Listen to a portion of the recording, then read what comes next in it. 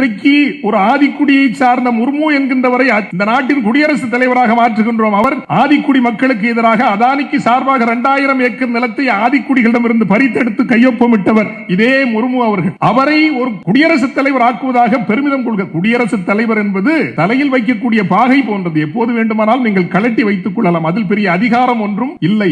இந்த நாட்டினுடைய வங்கிகளை 5000, 10,000, 25,000, 50,000 கோடி அப்படின்னு கொள்ளையடிச்சவங்க நிறைய பேர் இருக்காங்க இல்லீங்களா? அந்த லிஸ்ட் எடுத்து பார்த்தேன்.